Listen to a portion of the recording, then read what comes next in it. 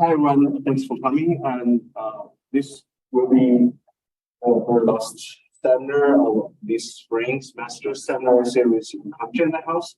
And I'm very pleased to introduce you to our today's speaker, Dr. Jaime Madrigano. Dr. Madrigano is currently an associate professor at the Department of Health and Engineering at Johns Hopkins Bloomberg School. Jaime actually her research focus is on environmental and social determinants of health, including climate change and all the environmental pollution and the building environment, with an emphasis on the environmental justice. Jaime uses epidemiological methods to inform policy, and her research was instrumental to informing the development of the 2017 New York City Mayor's $106 million heath adaptation program, which I talk a lot about in my own class. So you'll be able to see who's behind the core neighborhoods New York City project.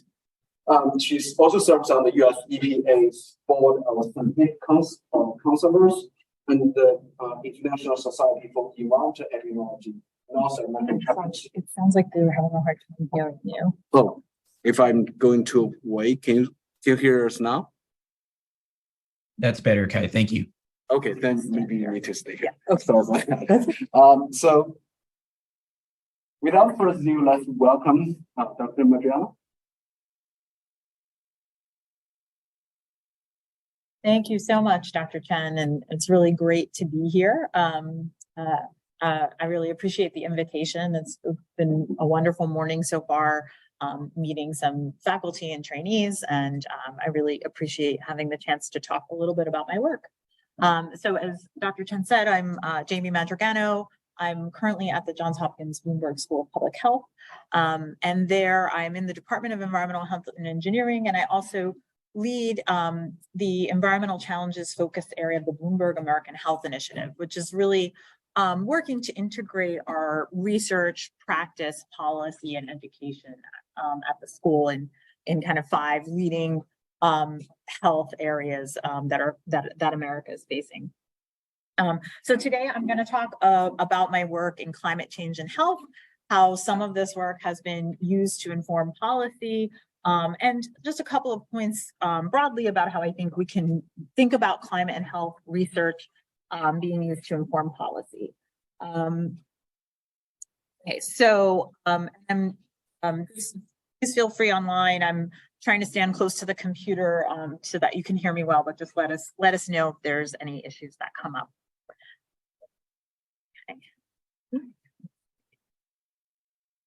Okay, so I often like to start out my lectures with this motivating slide, and I realized when I was looking at it this morning, it's actually quite dated, so it makes me feel kind of old, but I actually think it is still very relevant and still very valid that climate change is the biggest global health threat of the century, and I strongly believe that. And you know, we certainly have been facing many global health threats. But I think the thing about climate change is it really spans across all kinds of disease outcomes. So, you know, we really have been dealing with the COVID pandemic and infectious disease, but we know that climate change is changing the spread of vectors and changing the prevalence of infectious diseases around the world. But not just that, we know that climate change is impacting chronic diseases in the elderly. We're seeing pediatric populations dealing with the brunt of climate change in ways we've never seen before. So I'm sure you've had a lot of great discussions in this seminar about all the broad range of health effects of climate change. I'm not going to be able to cover that all today, but I'm going to specifically talk about some of my work related to heat and health impacts of heat, and then environmental health disparities related to heat. So speaking of heat, as an epidemiologist, I generally look at historical heat waves and occurrences of temperature fluctuations and compare those to health outcomes and see associations between those weather phenomena and adverse health consequences. But what does that mean really for climate change and thinking ahead and into the future? Well, we know that these weather phenomena they have been changing over the last several decades. So this is data from the US Global Change Research Program. And this shows that over the last 6 decades, we've seen a very consistent increase. This is data from 40 large cities within the US of kind of characteristics of the heat season. So we've seen that the average number of heat waves has gone from about 2 on average per year to about 6 or more per year. And the same kind of pattern with the length of the heat season. We're seeing just a longer duration of when we might have these very extreme heat events.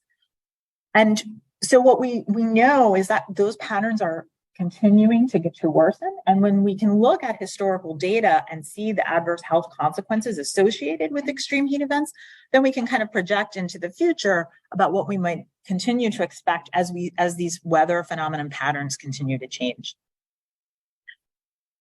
We're really already seeing that the health impacts, particularly mortality, which has been studied a lot, that are associated with these extreme heat events, they've already been impacted by climate change. And this is a reference from the multi-country, multi-city collaborative research network. I think Dr. Chen is involved in that, some other faculty at Yale. And I just thought this, I don't know if you actually were involved in this paper, but this is a really nice paper that came out a year or 2 ago. And it's not one of my studies, but I like to show this because I think it was a great paper, one of the first to really show attribution.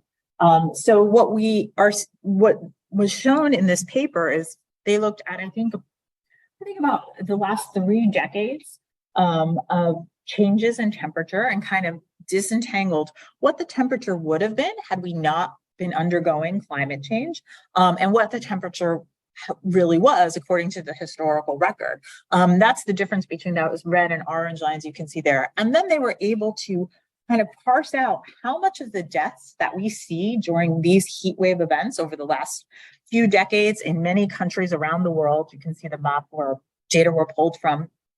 How much of those were due to that differential, to that temperature change that is associated with anthropogenic climate change. And they showed that there were about 37% of the deaths in the warm season were attributable to that anthropogenic climate change. So the point I just wanted to make with this slide is to say that this isn't just a future problem. This is a problem that is impacting us, has been for decades. People die every year from extreme heat, and this is already worsened because of climate change. And, without kind of mitigation and adaptation, we expect that to continue to worsen. Okay, so now that everyone may be depressed, what can we do about it? So we know that, as I've shown, plenty of other studies have shown, heat waves are deadly, but there are some things that we can try to do to mitigate those health impacts. So there are heat warning systems. Many communities implement these to put into place a wide variety of measures. Now, the studies that have looked at these in a rigorous way have really shown mixed results. We don't know really if these are really effective in saving lives during heat waves. There's been kind of mixed data. In some locations, it seems they have been effective, in others they haven't been. And there's discussion around this, like, why might that be the case? Well, one reason is implementation after heat warnings is very different from community to community, what's actually done. But another question is the temperature threshold that triggers that warning, is it really appropriate to that local community? Sometimes it's based on a regional forecast. And so in some places, people have used the epidemiologic data from that community. So particularly in New York City, they did this, where they actually changed the threshold to trigger that warning based on epidemiologic study. And they showed that did help to prevent hospitalization after that change was made. So that's something we can do in terms of public health research, where we can try and use local contextual data to better understand what are appropriate thresholds to trigger warnings. We can also think about urban form. Where should we implement more green space, or think about reflective roofs to maybe lessen that urban heat island? But the question is where to target those. There's only a finite amount of money usually And so we want to target those in the places that can most benefit and seek to gain the most health benefit in particular. It might be in the parts of the city that are hottest, but that might not be where people are living. So we really need to know where people are impacted the most. And the same thing with other types of social and financial supports. We really want to think about who can benefit most from these types of programs and how we can get resources to those populations and neighborhoods.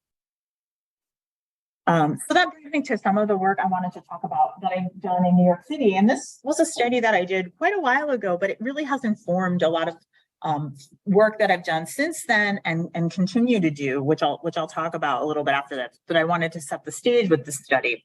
And this was a study on heat vulnerability in New York City. So when I started this work, what was known already, I was collaborating with people at Columbia University as well as the New York City Department of Health and Mental Hygiene. And with those collaborators at the New York City Department of Health, they had already really looked at the burden of heat on health in New York City. And they had found that they really started to see severe health impacts of heat, so rises in mortality, when the heat index, which is a combined temperature and humidity metric, exceeded 95 degrees Fahrenheit over a couple of days. So a prolonged period of that high heat index. So they kind of knew where they wanted to start thinking about that was their threshold where they're seeing health impacts. But what they didn't know was where specifically within New York City, which is a very large and diverse city, should they be targeting resources and what populations were most at risk.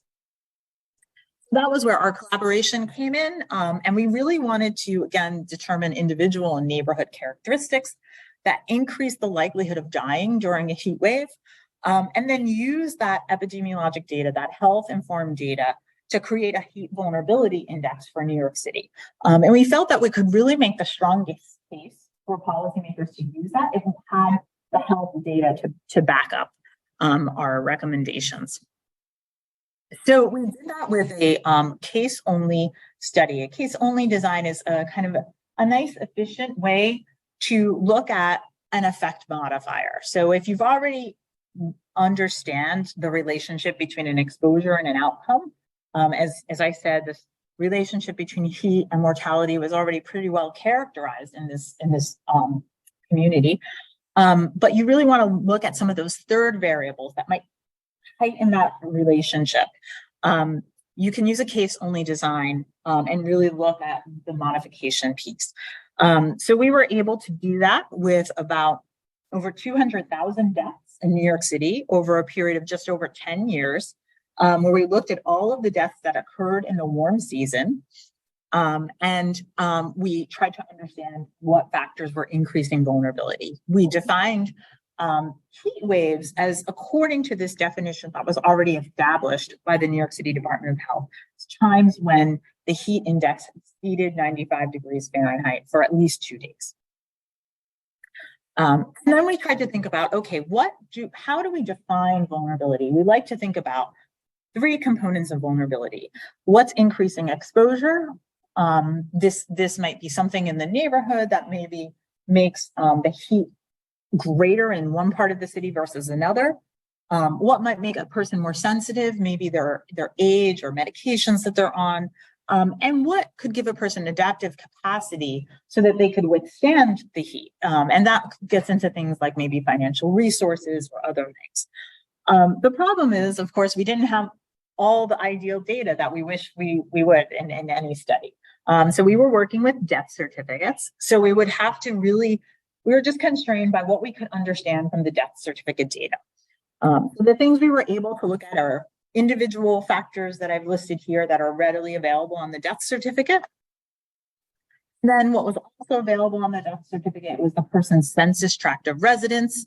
And we could match that with other geospatial data sets to look at, how much green space surrounds the person's is in the person's neighborhood in which they live, using some satellite data to understand how temperature varied across the city, and some other census data characteristics. So we looked at all of these factors, and we found that several factors came up as statistically significant modifiers. And so So those were, we found that non-Hispanic Black New Yorkers were much more likely to die during heat wave days versus non-heat wave days in that same warm period than any other race or ethnic group. We also found that people were more likely to die at home than in hospitals or institutions. This could potentially be a marker of social isolation, although we weren't able to specifically measure that.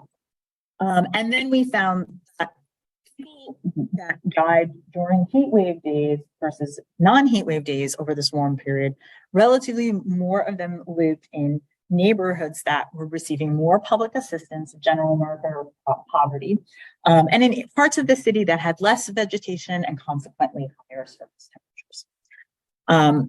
So we were able to look at all of these factors, those factors that were, again, from the epidemiologic analysis, came out as significant modifiers, and characterize their distribution across the city. We looked at every census tract and the prevalence of these factors, and we created z-scores to combine those factors into an index.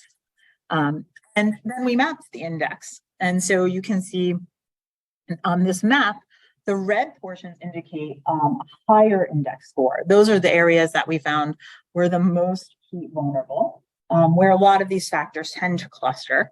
And if you're familiar or not familiar with New York City, those were in areas of Upper Manhattan, the Bronx, and Central Brooklyn. And then, of course, it's not to say that deaths during heat waves are not occurring in other areas, but relatively there are less in other areas. So we had that combined index, just to see, because we did a very simple, we didn't really do a complicated weighting scheme. We actually wanted purposely to keep it simple so that the Department of Health could continue to update this index and make it sort of an evergreen tool. So we just summed those factors to create the index. But we found that this is the relative odds. This graph on the left is the relative odds of dying during heat wave by quintile of the index.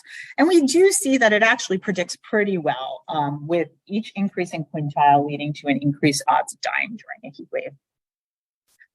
So this was a very useful tool for the City Health Department, and I'll talk a little bit about how this index was eventually used by the city.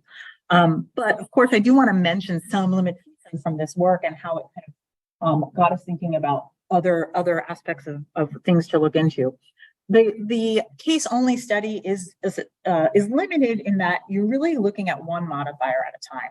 And so many of these things are highly correlated. So we really couldn't tease out what is the most important risk factor, but that wasn't really our goal in this work. We really wanted to identify areas of most vulnerability. But if you are interested in that this study design is limited in that way.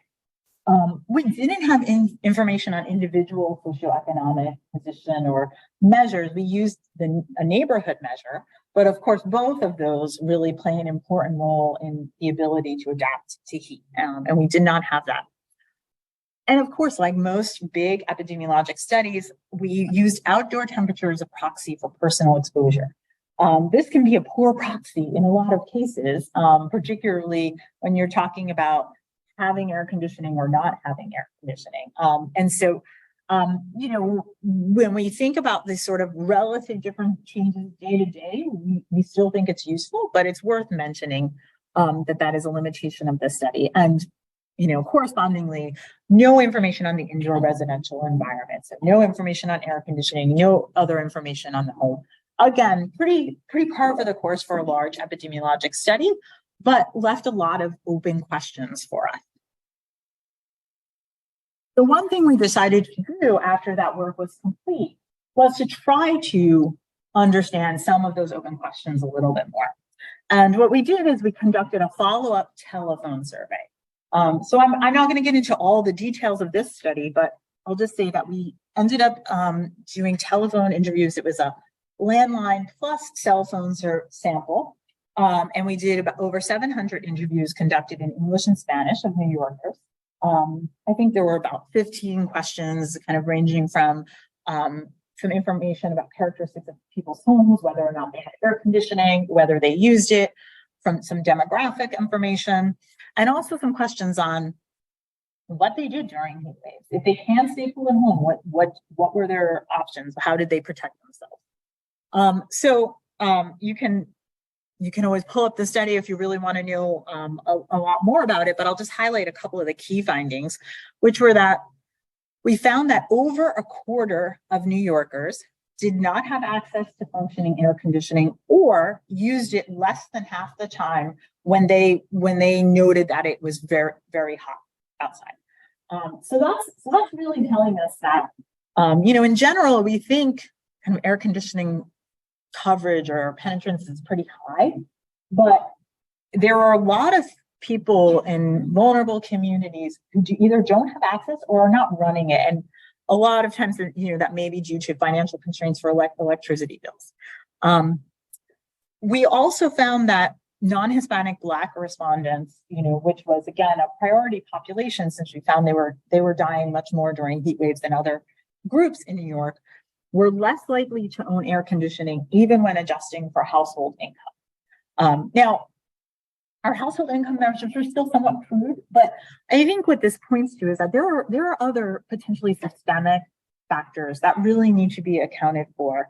When we sort of do these epidemiologic studies, a lot of the things we're measuring, there are things that go way beyond that. So this may be related to certain types of housing conditions that can't support air conditioning use, or other things that might just not be solely due to the current household income.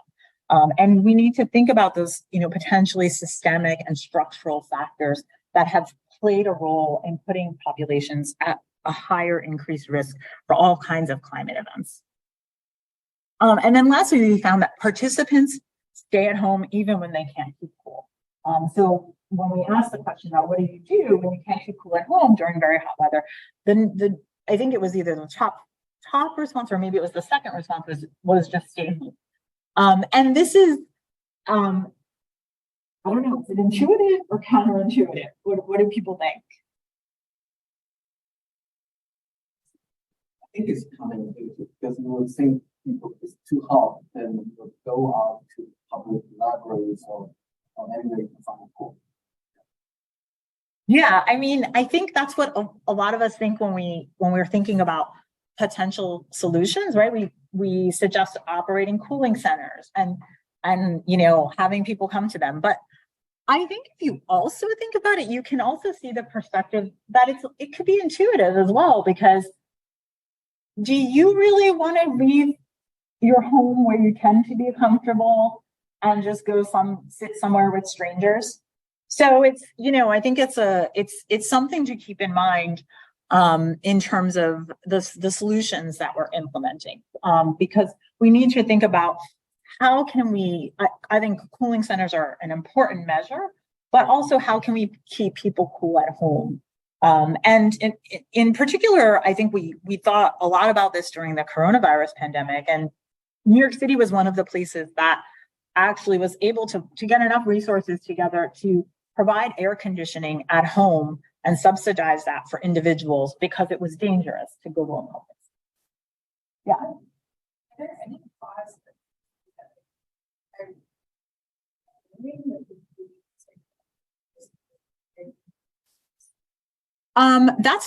That's a good question. So I'm sure there are, maybe not in like public libraries, which are often used. But I think, I've heard sort of anecdotally that there are also concerns in some communities about sort of going to government-sponsored places because of fears around other things, immigration status or other things. So yeah, I think there's kind of like a lot of broad implications that need to be kept in mind in terms of putting this protective measure in a public space. Good question. Yeah.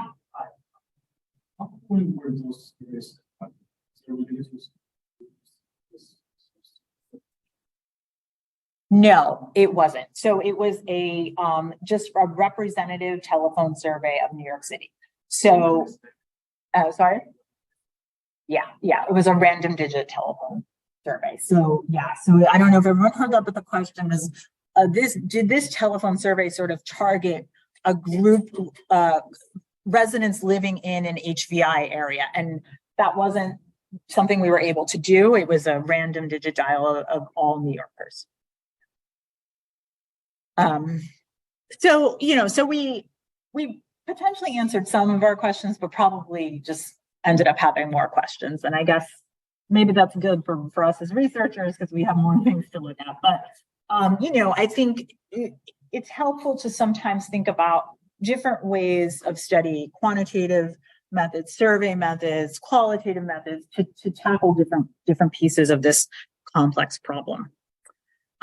So I want to talk a little bit about some of the impact that this work had before I move on in the discussion.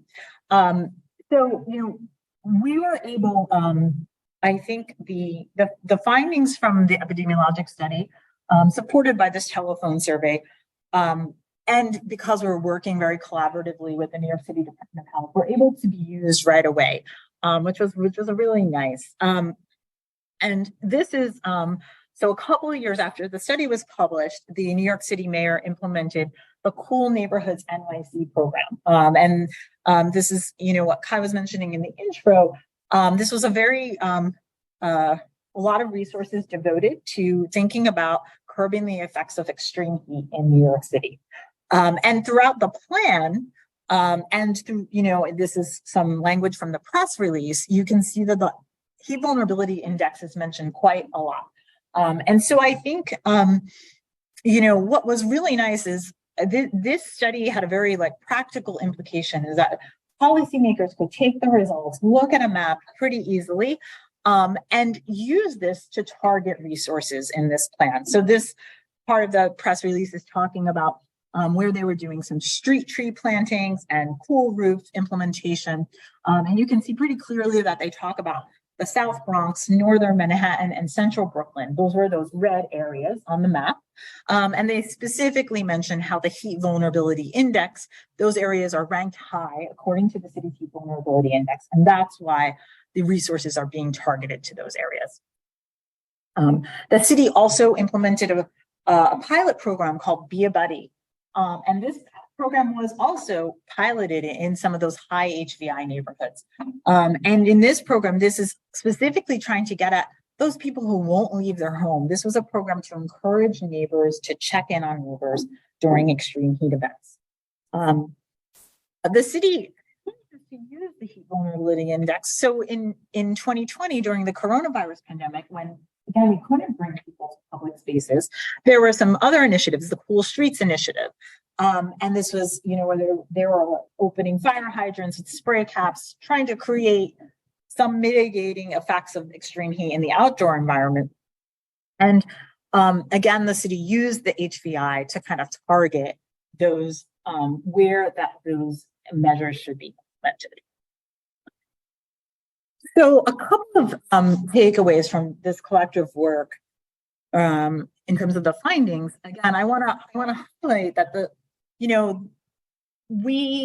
our study, like many other studies in the U.S., have showed that Black New Yorkers were much more at risk during heat wave events than other race ethnic groups. We see that pretty consistently in studies of heat and in studies of a lot of environmental stressors. But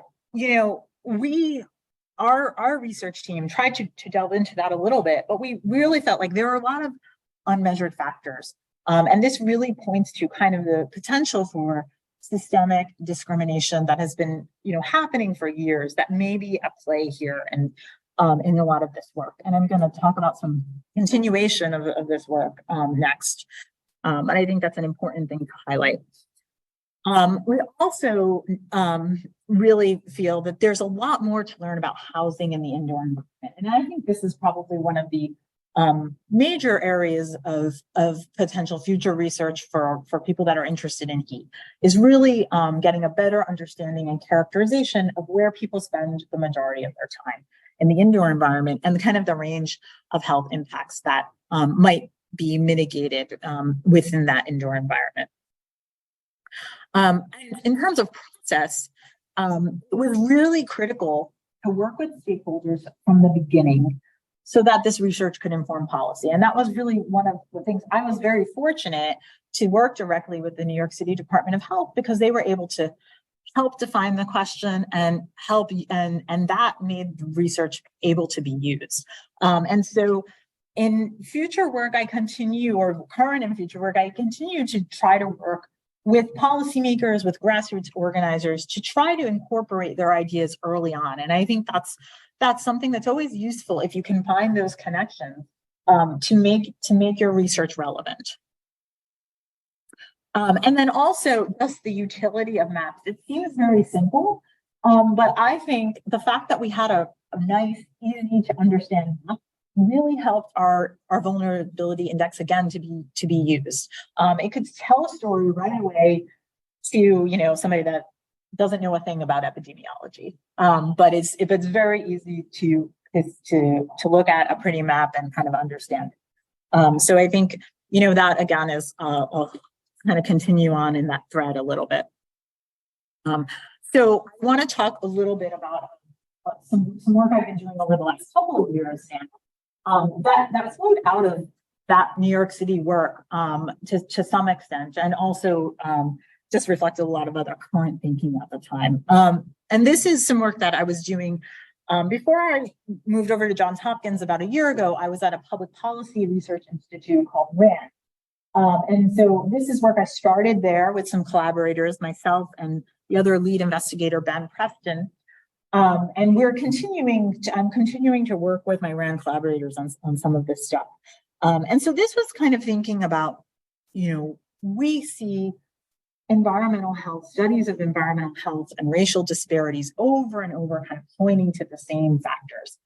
And in some ways, it's very unsatisfying to talk about things like certain race or ethnic groups as being more vulnerable, because this is a construct, right? This isn't an inherent characteristic that makes someone more vulnerable. There's a lot of systemic factors that have gone into this. So what we wanted to do was kind of delve into a little bit more of that systemic and structural factors that have led to the environmental health disparities that we see today. And so I will just briefly, let's see, should I? Sorry. Okay. So I don't, so just for some added context and background, and I think, in the last few years, the literature's kind of exploded in this area, so I probably don't need to give this background, but I'll briefly say that one of the measures that we started looking at, as well as many other researchers have been looking at, is these historical maps that have characterized a discriminatory practice called redlining. And this was a practice that happened in the US in the 1930s that kind of basically codified discriminatory lending. And this is a map of Baltimore where you could see that areas in the center of the city were what we call redlined. And those were areas that were marked as being pretty risky for mortgage investment. Whereas other of the surrounding areas, the kind of green and blue areas, were areas that were deemed not as risky. So mortgage lending could, more freely happen there.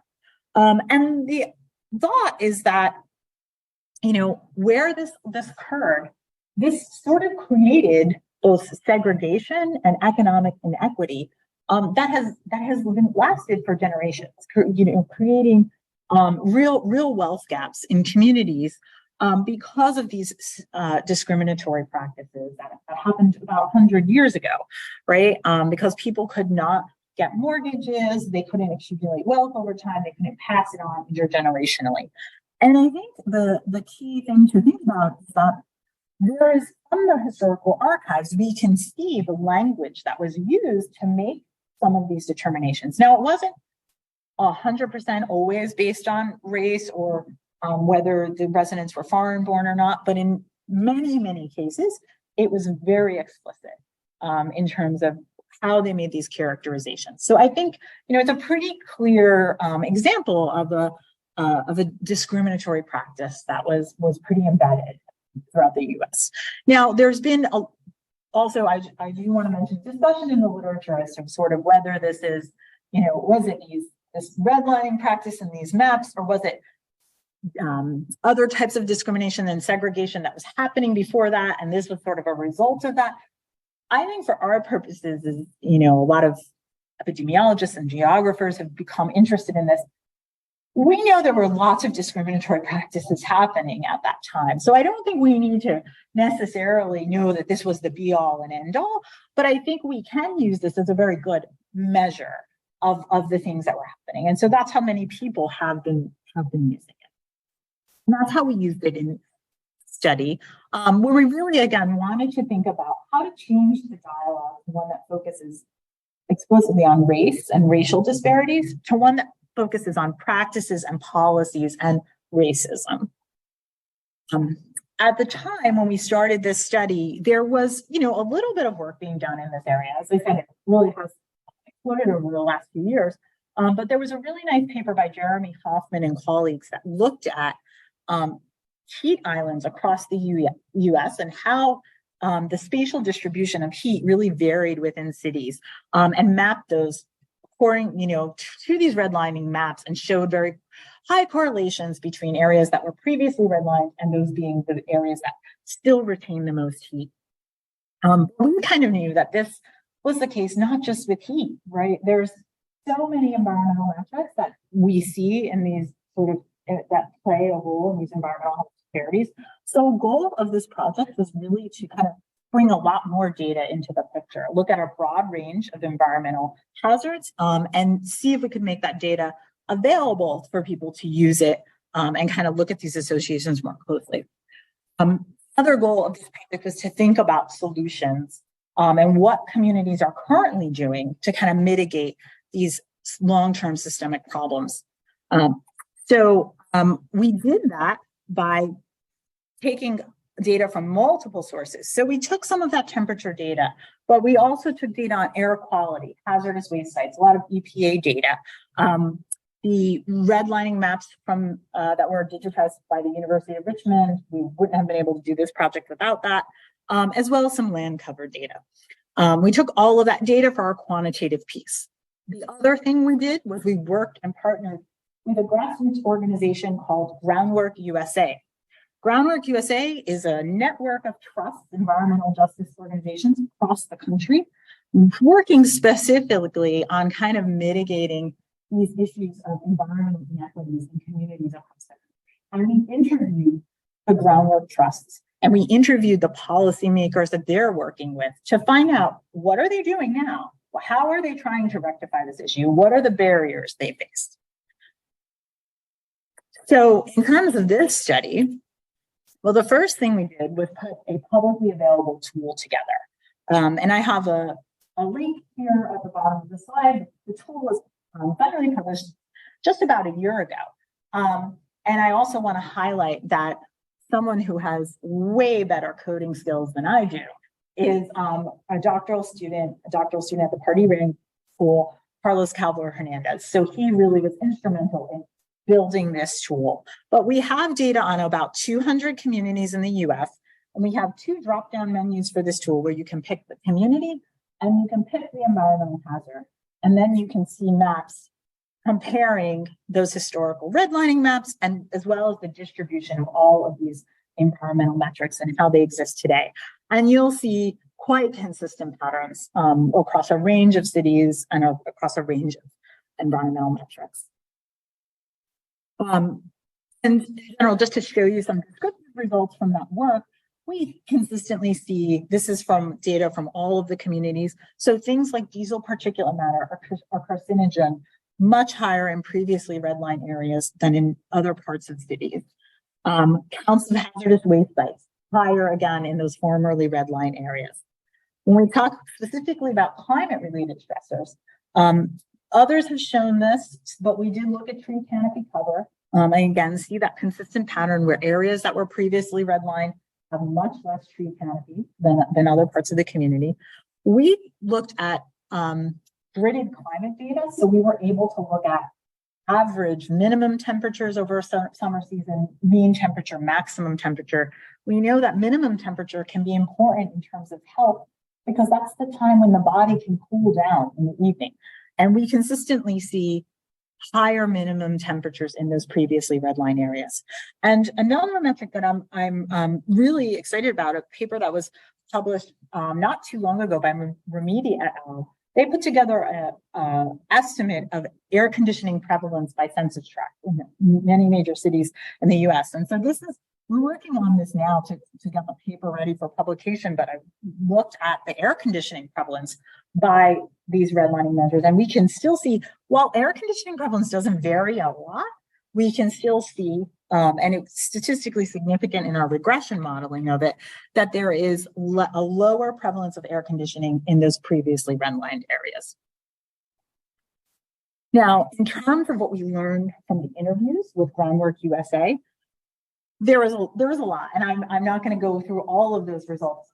We published a paper last year on those interviews and a lot of the policy solutions people are working on. So if this is something you're interested in, I encourage you to take a look at that. But the response that we heard from the trusts over and over again was something that I found really interesting. Was that they themselves and their constituency had a lot of concerns about greening solutions. And I'm going to just pull up a couple of quotes from our interviews, and I'll let you read them yourself. But generally, these were basically within the context of people being concerned about displacement, or what some people are calling green gentrification. So there are a lot of concerns about, like, are you putting trees in here for me or for the person who's going to buy up my land and displace me? And so this is something that Groundwork is taking really seriously. And one of the things that they told us that they're doing to address this issue is to really think holistically about solutions. And that is, when they're advocating for greening, they're simultaneously advocating for housing protections. And I think, with these types of issues, we really need to think very holistically, even as researchers, when we're recommending solutions, about the potential unintended consequences. So with that, we saw with that work, we see across a variety of hazards, we see pretty consistent spatial patterns, that this systemic discriminatory practice, whether it's redlining or other things that we'll hopefully start to measure better soon, as potential drivers for some of the environmental inequities we see today. Even with some regional variation, we still see that those relationships hold up. And it's really important to think about implementing interventions that may avoid unintended consequences. So thinking about holistic solutions are really, again, an important piece of how we're going to move forward with this and progress. So, this work has really gotten me thinking a lot about how to better consider structural racism within climate and health studies.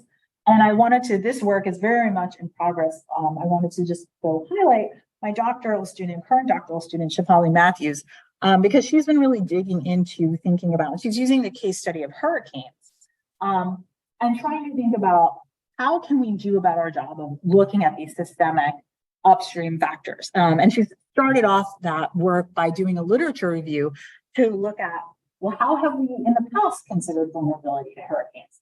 And I know this graph isn't in the best shape at this point. It's very preliminary, but what I can tell you is the bar all the way on the left is a bar of demographic. So that's by far and away how we generally look at vulnerability, things like age, race and ethnic group, socioeconomics, gender. The second to the, or maybe the 1, 2, 3, 4, 5th bar over is structural factors. And I think we found maybe 4 or 5 studies that looked at structural factors and sort of upstream policy factors. So you can really see the literature has not explored that as much. And Shefali's been thinking about this and, is working on recommendations for this paper. So I want to close out with just a mention of really briefly 2 studies. I know that when Dr. Chen first invited me here, I think he was hoping that I would talk about one of these, and I was hoping that too, but we've had some big delays in these studies, but maybe if I'm able to come back in a year or 2, maybe I can present some findings on some of this new work. But we have 2 studies that are really kicking off right now. One is very much focused on heat, within the city of New Orleans. And a lot of this is building off of the New York City work. And really, again, thinking about what is the right threshold that we start to see hospitalizations. We're working with the Louisiana Department of Health to look at their hospitalization data. What are the neighborhood factors? We know that there's a high proportion of the population in New Orleans that is living in poverty. And so it's a particularly heat vulnerable area. And we have three things that we're doing. Study first, again, sort of characterizing that burden from a threshold perspective, looking at vulnerability, very similar to the work I showed in New York City. So we're hoping to create a heat vulnerability index there.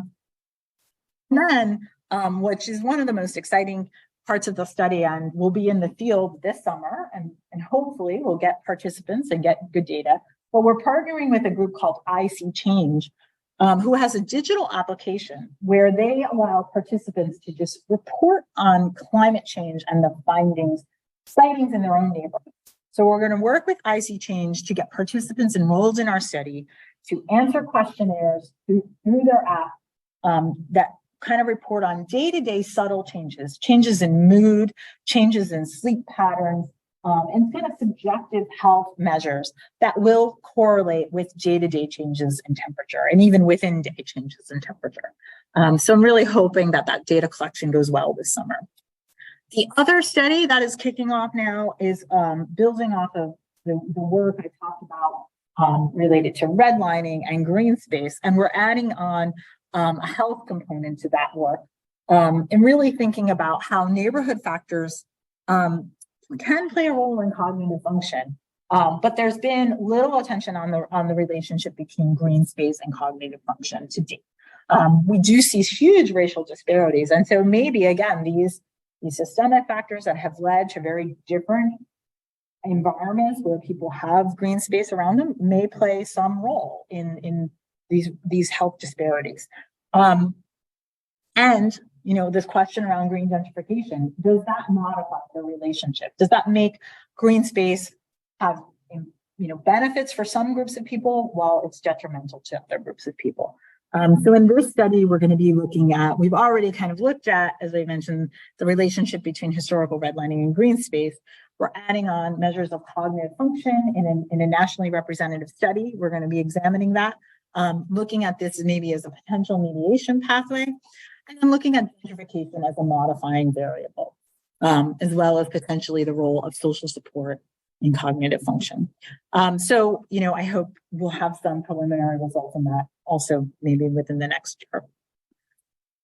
So hopefully, just sort of in wrapping up, I think, I hope you can see that there are many ways I think that climate and health research can inform policy, from, characterizing the burden, understanding triggers and thresholds, thinking about drivers of vulnerability and how to target resources, and also thinking about solutions.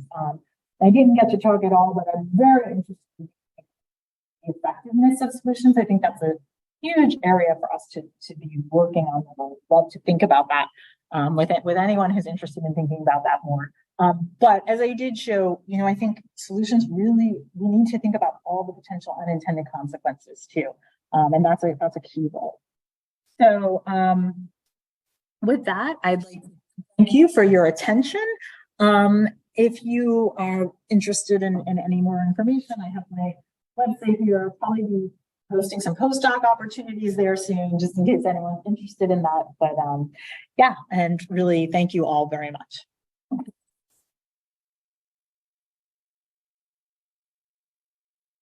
I think because of time, let's have 2 questions. Yeah. I've seen a study program for New York City.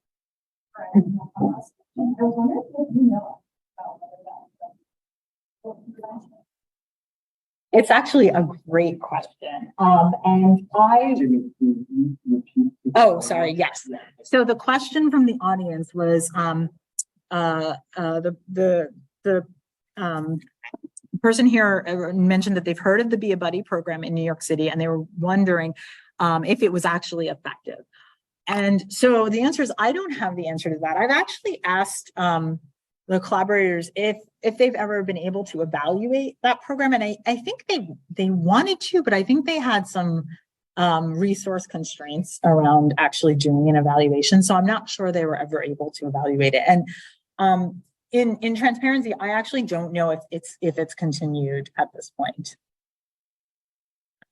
Yeah. When you run into challenges, certain like negative, very like side effects, where I guess like unintended consequences in the first instance, is this screening years and just with person get around being unable to. Yeah, being on. So, well, I think I'm not sure. Let me repeat what you're saying, and I'm not sure if I'm totally understanding the question. But I think the question was when you start to hear things about potential unintended consequences. So, for example, someone responding that they're not sure the greening is really meant for them, or is it meant for the person that's going to potentially displace them? What are some workarounds about not being able to quantify that risk? Is that right? So I think, yeah, there's a couple of answers to that question.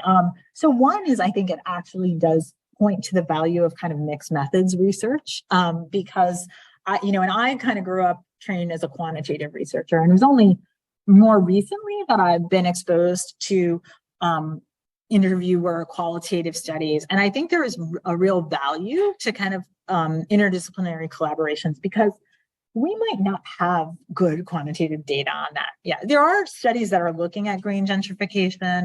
We're going to look at it in the study I just mentioned, but it may be happening in some places. It may not be happening in other places. There may be a lot of things that are triggering gentrification, so it's hard to tease that out. But I think we can just put some value on the words that person is speaking. Those are the person's like feelings, right? That's how. And so whether objectively by one of the 10 ways we can define gentrification, it's happening, that person may still be dealing with mental stress and anxiety related to those feelings. So I think that's, an important piece. So sort of thinking about, how that might relate to mental distress, and also thinking about the value of qualitative research. Thanks, everyone. I think because of time, have to end sooner. Thank you again. Thanks for our online audiences. Thanks for staying with us. And Thank you. We got to end this master's seminar series, and hope you all the best for the finals. Okay.